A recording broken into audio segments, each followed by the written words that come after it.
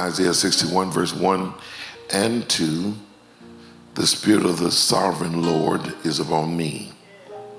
For the Lord has anointed me to bring good news to the poor. He sent me to comfort the brokenhearted and to proclaim the captives that captives will be released and prisoners will be freed. He sent me to tell those who mourn that the time of the Lord's favor has come, and with it, the day of God's anger against their enemies. Someone look at your neighbor and say, double for your trouble. God bless you. You may have a seat. With every prophetic promise, there's associated with it a window of time. When we receive revelation of the season that we're in, our agreement will determine the manifestation. Yes, sir. The agreement is not just what you say, but it is your ability to move. Yes, sir. And not just move, but move in a timely fashion. Yeah. Again, every prophetic promise has a season attached to it.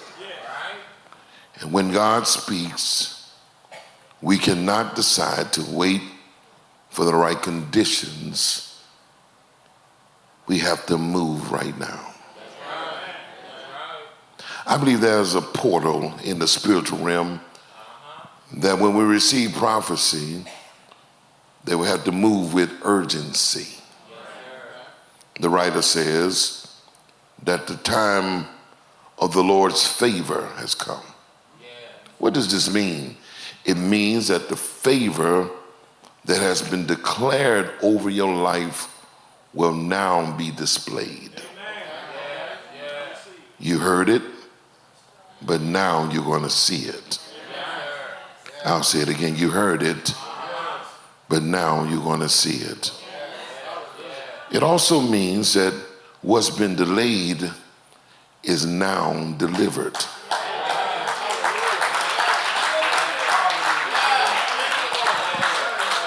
The promise of double is no longer on the way, it's here.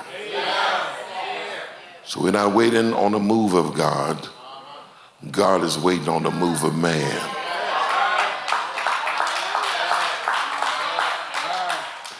Allow me to insert this as a disclaimer this morning, that this is not a sermon. This is not a sermon. This is a prophetic word from the Spirit today. And he that hath an ear, let him hear what the Spirit is saying.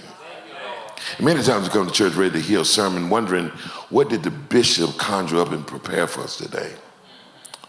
But this word isn't a bishop idea, it's a God idea.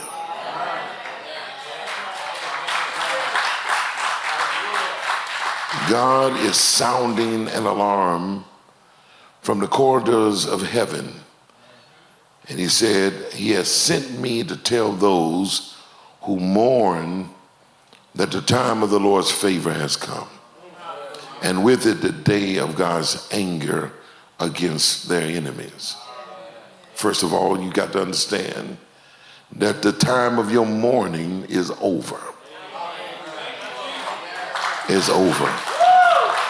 I need somebody to say it with me, my sad days are over.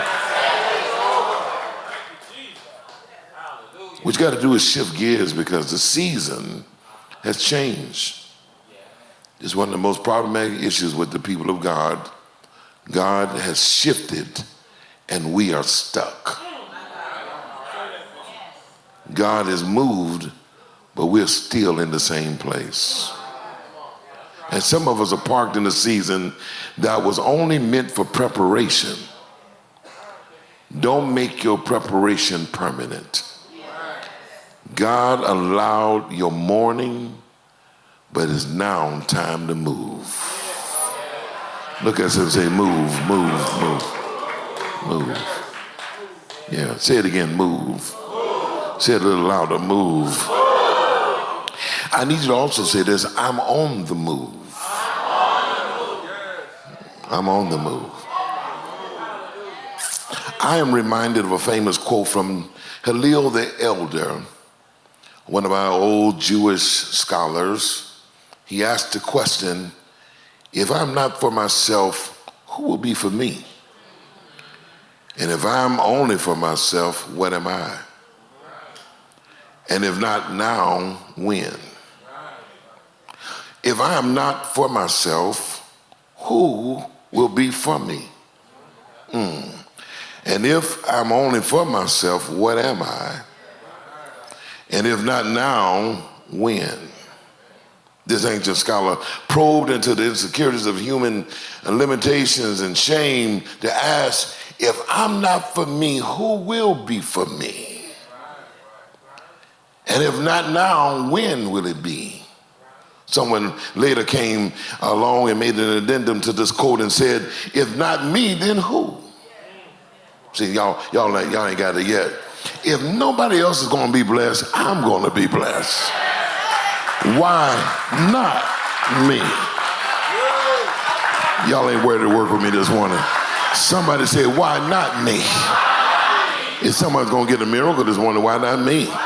If someone is going to get a breakthrough this morning, why not me? If someone's going to get a financial overflow, why not me? Why not? If God is going to deliver somebody, why not me? If it's going to be free, somebody not me. Why not me? Somebody's crying out, why me? No. Why not me? God, why not me? He challenges the sense of low self-esteem to believe that I am worth it. Someone say, I am worth it. Also, Hillel paired this idea with a sense of urgency. Do not delay or wait for a better moment to do what God has shown you. Take action immediately. He says, if not now, when? I know somebody's been putting things off saying, you know what, I'll do it next year. I'll do it in the next season. I'll do it when I get older. I'll do it when things get better. I'll do it when my money gets better. I'll do it when my mind gets free. I'll do it when the children leave home. Who's saying they ever going to leave home? Why not do it now? Look at someone and say, why not do it now?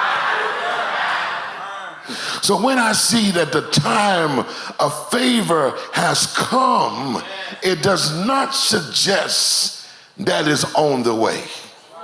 See, our verbiage has been wrong. We've been talking about doubles on the way, favors on the way, favor ain't on the way, and double ain't on the way. It's already here. I need somebody to clap like you know it's here. I just made an announcement that double is present. Favor is present. It has already arrived. Again, we're not waiting on God to move. Rather, God is waiting on us to move. Look at someone this time. God is waiting on you to move.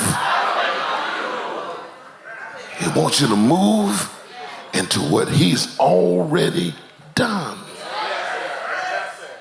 If not now, when? And if not me, who? I've been watching everybody else. I've been celebrating with everybody else. Come on, I've celebrated with, I've attended your party. It's time for you to attend my praise party. I've invited you to my pity party. Why not invite you to my praise party? God is turning things around. Someone put your hand on yourself and say, he's turning it around for me. This is the last day I'll have a pity party. It was last night. Weeping may endure for a night, but joy. Tap somebody and say, joy is coming in the morning.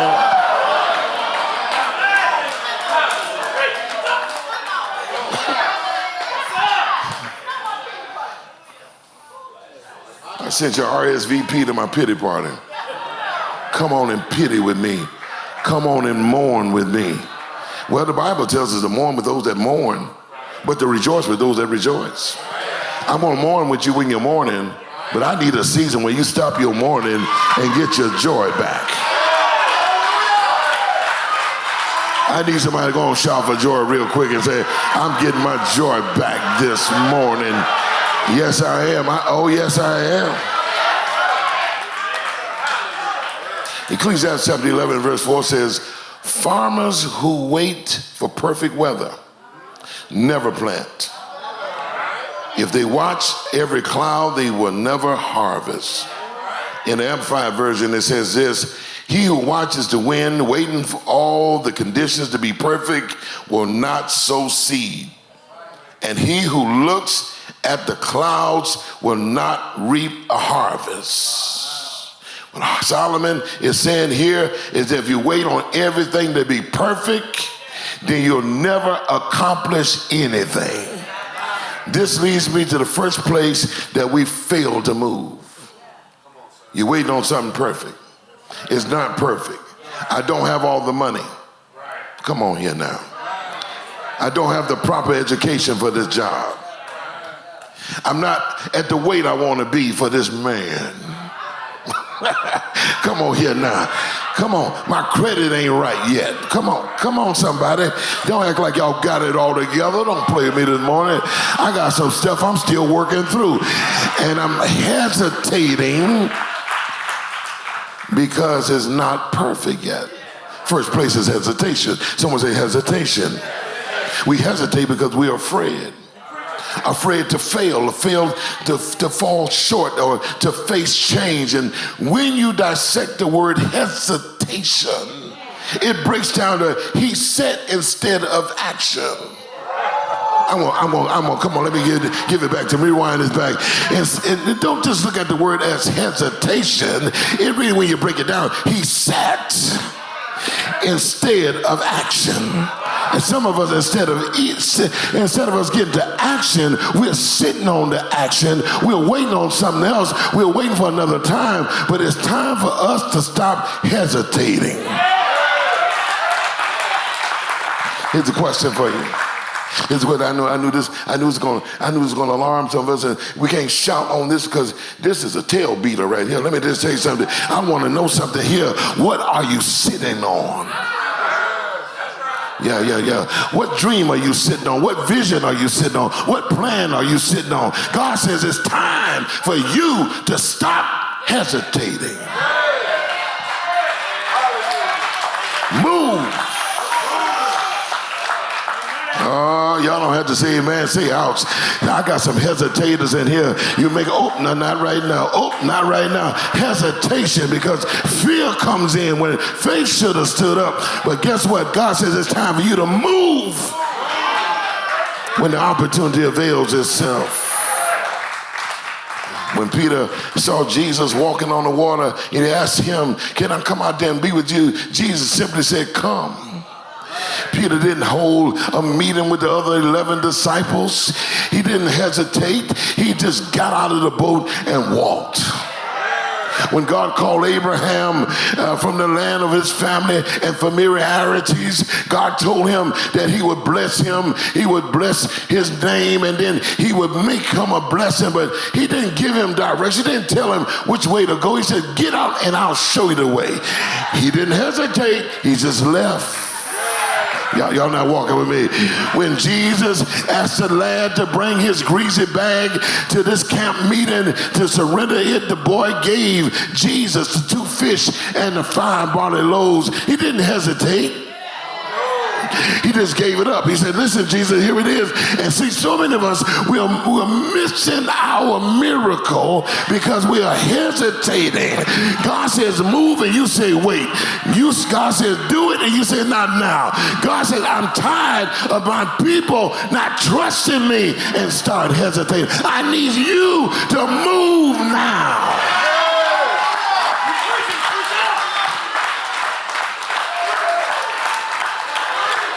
And listen, let me tell you something.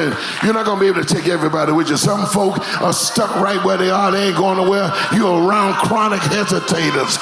You're sitting in the midst of chronic hesitators. They don't want to do nothing. They don't want nothing better. They don't want to see life change. They are happy where they are. But I want to tell you something. I got about 10 people in here today are tired of where you are. You're ready for change. You're ready to see God do something new.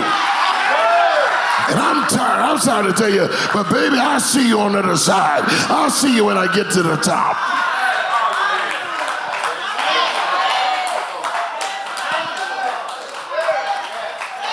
What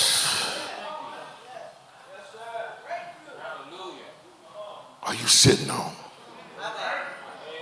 What's stopping our miracle is delayed mobility. We always say that delayed does not mean denied, but the truth is sometimes God is not the one delaying.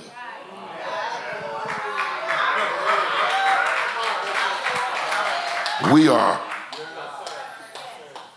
Hesitation. Now, if we continue to practice hesitation, it will lead to another place.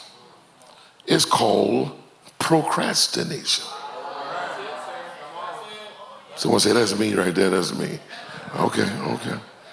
Liars, come on, raise your hand if you're a procrastinator. Procrastination, putting something off, what you know should be done today until tomorrow or next week or some indefinite time. I'll do it later. How about this? The word procrastinate is broken into two forms. In the Latin, pro means forward. Crastin is tomorrow. Means to keep forwarding today into tomorrow. I don't do it today. I keep saying, I'll do it tomorrow. Ephesians 5:16 says, make the most of every opportunity in these evil days. Make the most of every opportunity in these evil days. Ephesians 5:16 and the Amplified version says, making the very most of our time on earth, recognizing and taking advantage of each opportunity and using it with wisdom and diligence, because the days are filled with evil. Procrastination is the thief of time and growth. Life calls us to move beyond hesitation and procrastination. Faith and courage are the keys. Someone say, I gotta have faith and I gotta have courage. They are the keys. In Hebrews 11:1, it starts off with the language of what faith is. Now faith is. Y'all ain't understand that. See, faith doesn't move later. Faith moves now. Now. Look at someone say now. If we don't feel ready or perfect, the very act of moving forward is choosing action over inaction. It breaks the cycle. I'm no longer a procrastinator. I do it now. Now is the time to pursue what you know is deep down on the inside of you. How about this? Now is the time to make changes in your life. Time does not afford us to keep putting something in the bank of tomorrow. You keep sweeping stuff under the rug. I'll do it tomorrow, put it under the rug. I'll do it tomorrow, put it under the rug. And sooner or later, you got a mountain in your life that should have never been there if you'd have handled your business right now. Someone say, handle your business right now. When we take just one small step, we build momentum. Take one small step. The greatest journeys begin not with giant leaps, but with the first humble step. with what? The first humble step. Some of y'all waiting to make giant leaps. No, make one small step. Come on, come on. See, the problem with many of us, you're not owning your own home because you haven't made the first step yet. Okay, let me tell you what it is. The first step is go find a house. Okay, go look in at houses. Wait, let me wind that back. Because somebody, oh no, I got to get my credit right. No, that ain't the first step. That ain't the first step. Your credit ain't your business. I can't do nothing about that right now. But what I can do is go look at the land. Stop spending your time immobilized in the things you cannot do and do what you can. I wish I had a witness in here today. If I'm talking to anybody, wave your hand at me. Holler at your boy. Stop minimizing your efforts in stuff that are big. Handle the small stuff. Get in your car, ride around in a neighborhood and start dreaming again. That's my house. My wife and I did it the other day. I said, I love my house, but I believe it's time to move. I believe it's time to move. I start looking at another house and I start dreaming like a little kid again. And we need to go back to having childlike faith. And don't let nobody tell you what you deserve. Don't you let nobody tell you how big to dream. Don't you let nobody tell you what is too much. What is too much when I'm dependent on God?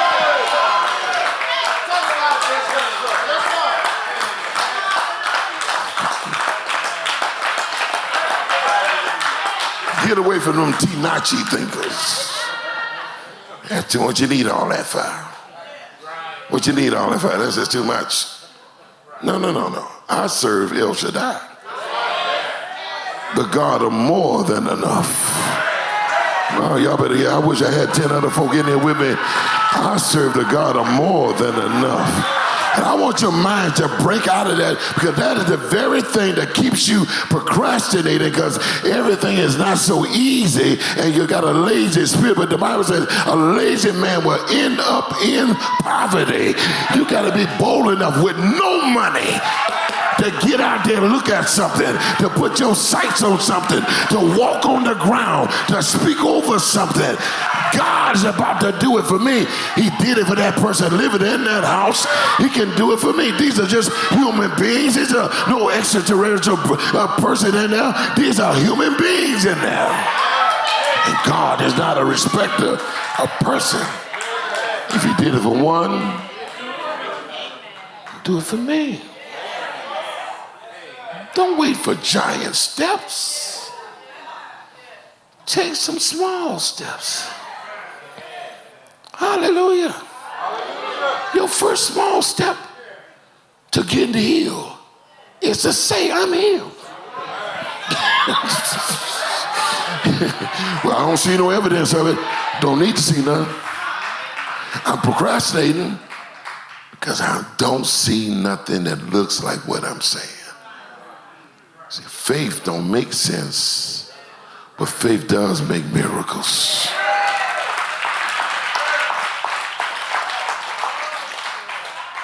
Remember this, perfection is not the goal, progress is.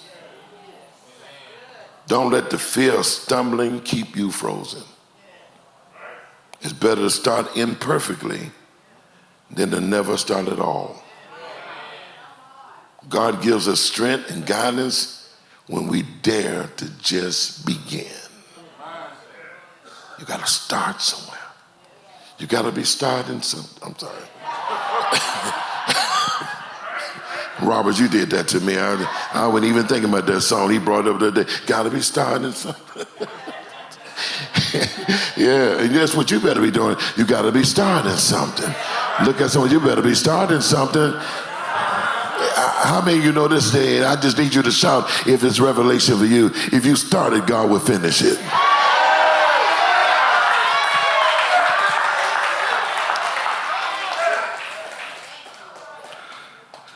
When we practice hesitation and procrastination, and they are allowed to stay too long, they create another problematic enemy.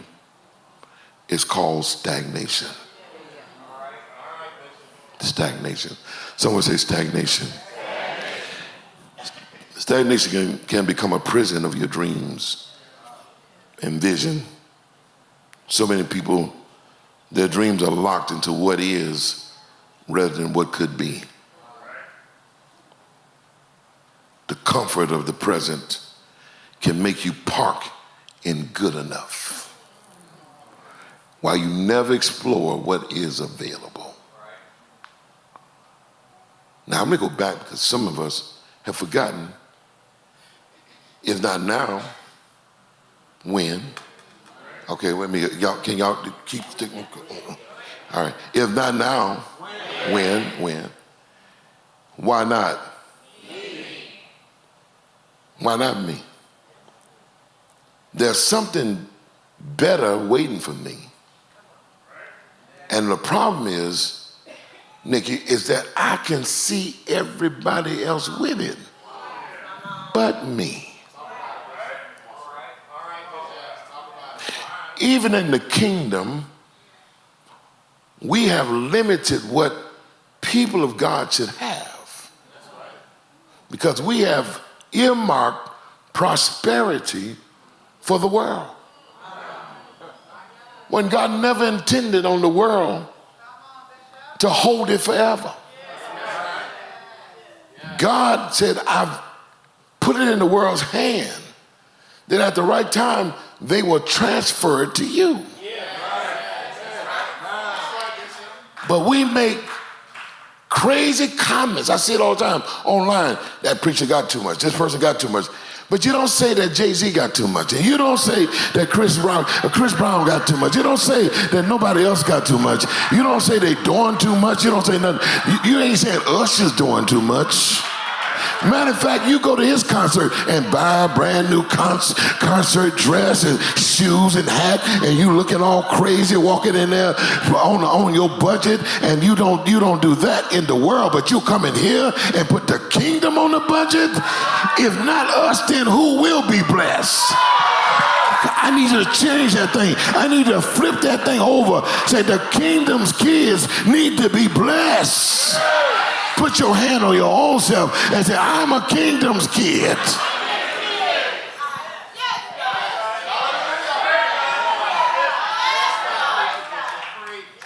Question is, what else is out there that I refuse to look at because of stagnation? I don't even know what's available because I'm stagnated, I'm stuck. There's an interesting account of the people of God being in the wilderness for 2 years after being enslaved for 430 years. They were freed for 2 years after being enslaved for 430 years. They've been in bondage for 430 years. And they were in the wilderness under the lamp of God for 2 years, watching God prepare them for something better. These 2 years was a preparation period for them because God can only upgrade your locality if he can change your mentality.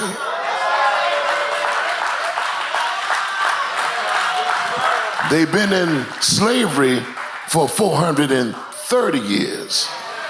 And now they've been in the wilderness under the care and the auspices of God for 2 years. And by now, you would think that they've been detoxed from slave mentality.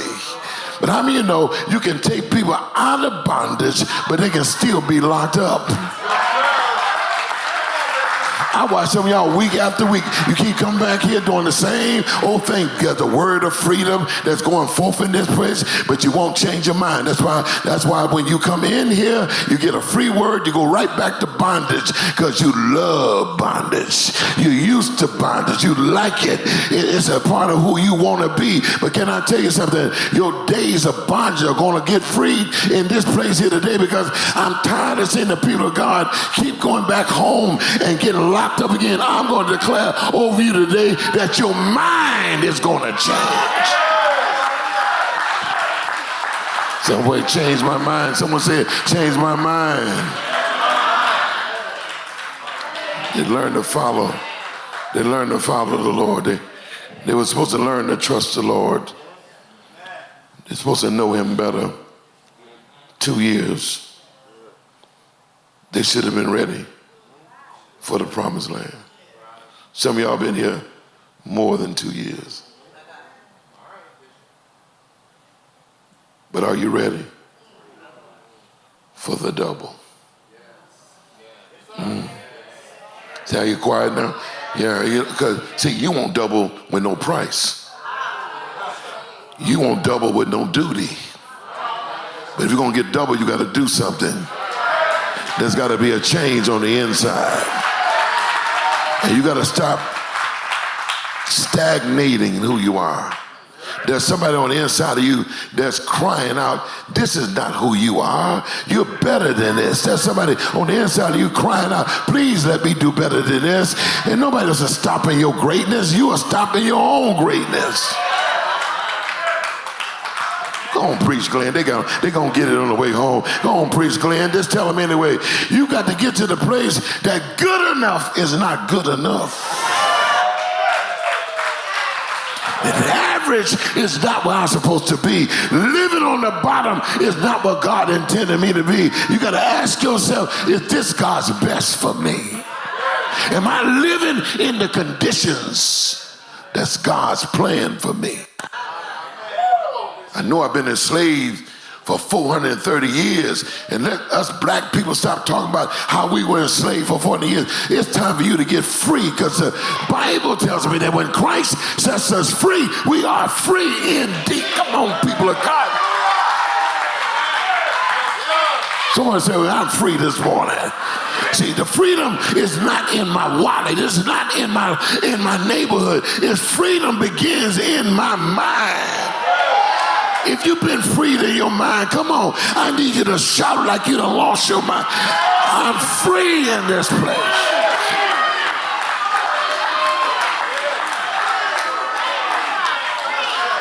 Slap somebody high five and say, free your mind, and everything will follow. I want to say again, free your mind, and everything will follow. Let me close. Ooh, lay your hand on yourself and say, free my mind, Lord. Before you free my wallet, free my mind. Before you free my credit, free my mind. Before you free this man or woman in my life, free my mind. Before you give me that new home, free my mind. Before you bring me to my career, free my mind. I need my mind free. I'm still a slave in my mind. Keep talking this crazy talk. If nothing is for something bad, nothing good gonna ever happen. Let me tell you something. You got to start declaring and decreeing over your life that I'm in this life to win. Jesus came that I might have life and have it more. Push someone and say, get out of that stagnation. Yes, I think I better go and cut it off right here. I think I better go and chunk it off right here. Look at someone and say, get out of that stagnation. Yes, I remember when I got stuck in the mud one day, and I had a friend. I called him. I said, man, I need you to come give me a push out of this mud. He brought his truck, and he said, just hold tight. And he pushed me out of the mud with his truck. I need some trucks in here today to look at your neighbor and say, get out of that mud.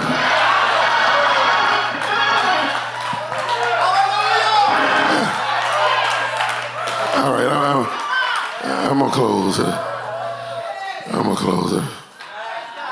Woo. Free your mind.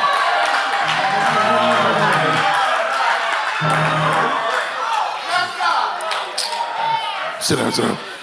In Numbers 13, verse 25, after exploring the land for 40 days, the men returned to Moses, Aaron, and the whole community of Israel at Kadesh in the wilderness of Paran.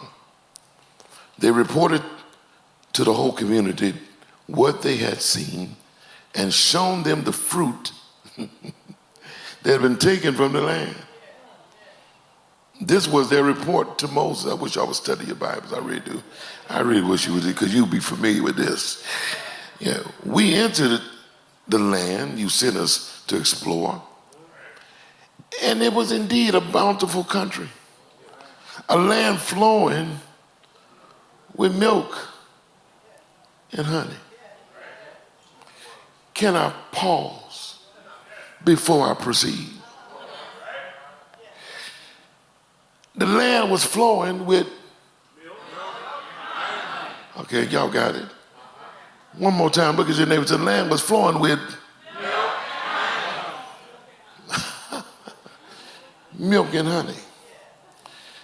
Milk is a necessity, but honey is a luxury.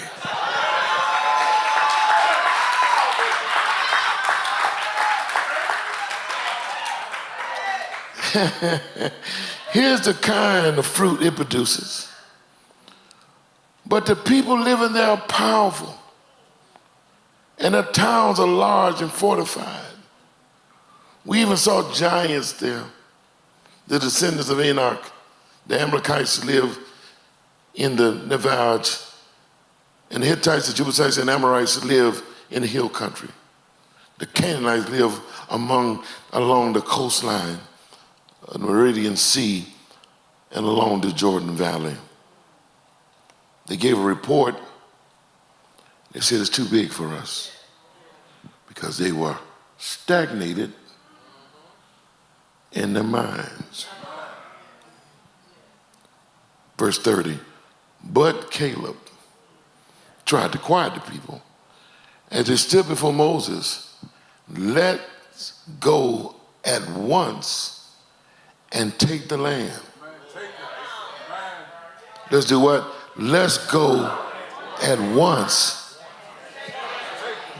No hesitation, no procrastination, no stagnation. Let's go at once and take what is ours. Then he says, we can certainly conquer it. But the other men who had explored the land with them disagreed. We can't go up against them. They are stronger than we. Can I tell you, you can get rid of that today by knowing that he who's in you is greater. Someone say, I'm not going to get stuck no more because the one that's in me is greater. I want someone to free your dreams today. I want you to go back and get all your visions back out the closet, and I want you to put them back out before you and say, man, I'm getting ready to dream again. I'm not going to be stagnated in what I see. I see something up the road for me, and it's greater than what I have in my possession right now. Can someone just give praise to God for the greater things that are on the way?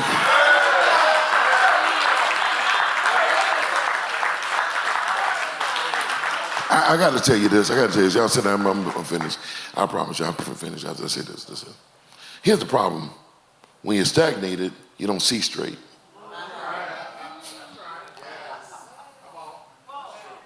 When you're stagnated, you don't see straight. Do you know that Kadesh was only 33 miles away from Jericho? And if God could bring them to Kadesh, see, Kadesh was an oasis in the wilderness. God said, this place ain't the place. This ain't the place. This is not the place. You getting stuck in oasis when I got a whole promised land right down the road for you. Don't get stuck here. If God, you brought me to this oasis, it's only a holding station for me to get to my promised land. It's right up the road. I want somebody to keep it moving. That's all I want to say to you today. Keep it moving. Don't stop here. Keep it moving.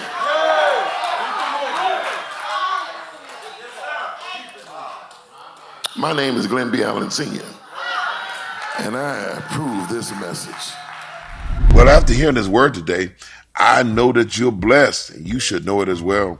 But let me tell you something. I want you to also understand the greatest blessing in your life is to know Jesus Christ as your personal Savior. Now, today, we have 3 different invitations. You can either text the word SAVED in, or you can text the word CONNECT or DAILY. If you need to be saved, text that in right now, and someone will get with you today. The information right there at the bottom of the screen. And then if you want to be connected to us, no matter where you are, all you got to do is text in the word CONNECT. And then thirdly, want to be a part of our daily devotions, just do that by texting in DAILY. Last but not least, I need you to make a great decision to be with us every morning at 7:14 for prayer. Now, let me tell you something. There is absolutely no way to start your day like starting it with the power of God in prayer. Morning glory is a must. Now, you got to get up tomorrow morning and join us at 7:14. The information is at the bottom of the screen. And I tell you what, man, there's nothing like when 2 or 3 of us come together. What about 50 or 60, 70, or even 100 come together? You know how much power is in that? Join us for prayer as we petition heaven on your behalf. Well, beloved, I know you're taking advantage of one of these great invitations, great opportunities. Your destiny is hinging on your decisions. And today, make a good decision to do one of those things I've just introduced you to. Now, at this time, let's get ready to give. Let's remember that tithing is God's way, not just the best way, the only way to be blessed. Now, I want you to remember this. Tithing takes the curse off your life. You want to be blessed. God says, I will open the windows of heaven and pour you out a blessing. Now, you look around your house and see if you don't have more windows than you have doors. God said, I'm going to have blessings coming from every direction when you learn to obey me. Secondly, I need you to sow good seed into good ground and watch God bring forth our great harvest for you. Now, let me tell you, God can't trust you with that little seed that you have. You'll never be able to be trusted with the great harvest that He has coming your way. Release it so you can receive the things that God has for you in this season. There's great blessings awaiting you. Let's get ready for them. Well, beloved, until next time, I want you to remember this. I absolutely want you to be blessed like never before. But until next time, remember this. I love me some you, and there's absolutely nothing you can do about it. I'll see you next time.